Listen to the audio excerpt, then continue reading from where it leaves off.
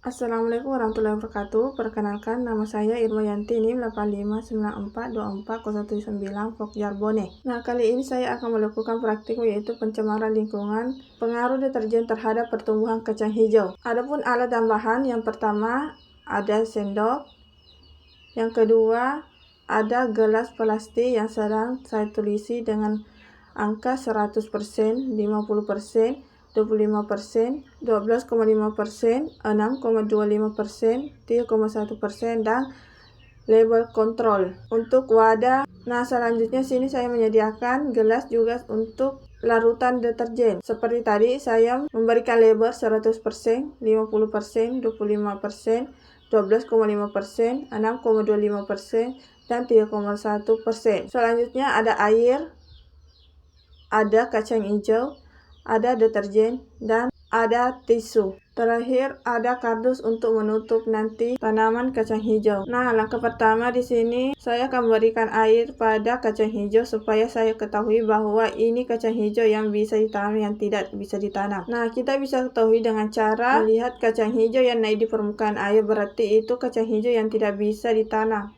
Sedangkan yang tidak naik di permukaan, maka itu kacang hijau yang bagus untuk ditanam. Nah, selanjutnya, bisa kita lihat di sini ada beberapa kacang hijau yang di permukaan air. Nah, selanjutnya di sini saya akan melarutkan deterjen di gelas 100%. Nah, pertama saya mengambil 1 sendok deterjen untuk dilarutkan dengan air. Nah, di sini saya menuangkan air.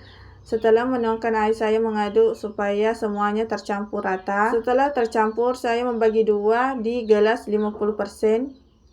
Di sini saya mengukur apakah sama takarannya. Nah, di sini setelah selesai gelas yang tadi berukuran 50%, saya menambahkan air sampai penuh.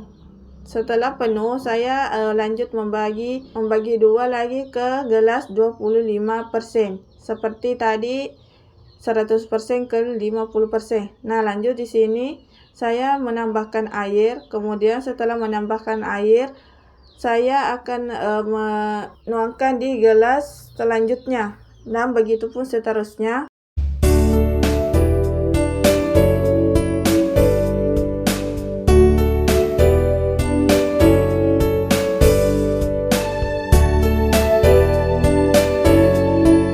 Nah, setelah semua deterjen larut dan sudah diisi semua gelas yang sesuai dengan ukurannya, maka langkah selanjutnya yaitu menanam kacang hijau. Nah, di sini saya mulai dari 100%, dan di sini saya memberikan tisu sebagai alat penyari untuk tumbuhan kacang hijau. Nah, di sini setelah saya memberikan tisu, maka selanjutnya saya akan memberikan kurang lebih 10 biji kacang hijau. Setelah masuk, kemudian saya menyiram tadi kacang hijau dengan larutan deterjen yang 100%. Nah, kita lanjut di sini ke gelas 50%. Seperti tadi langkahnya, saya memasukkan tisu sebagai alat penyaring. Setelah saya masukkan tisu, saya lanjut untuk memasukkan kacang hijau yang sudah saya rendam tadi untuk mengetahui yang mana bibit bagus, yang mana tidak. Nah, di sini saya memasukkan kurang lebih 10 biji kacang hijau untuk ditanam. Nah, ini saya sudah masukkan. Setelah saya masukkan, saya mengambil larutan yang 50% dan menyiram tadi tanaman yang sudah saya masukkan di angka 50%. Nah, setelah selesai, saya akan melanjutkan di gelas 25%.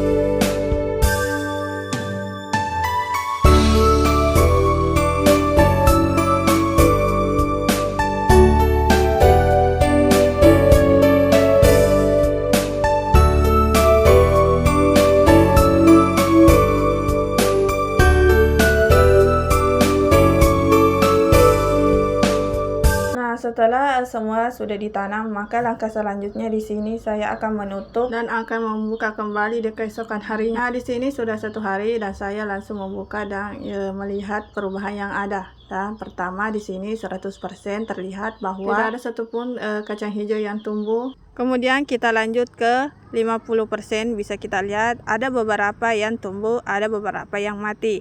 Nah, kita lanjut lagi ke 25%. Dan 25% ini lebih banyak tumbuh dibandingkan dengan 50% tadi. Akan tapi ada beberapa yang mati.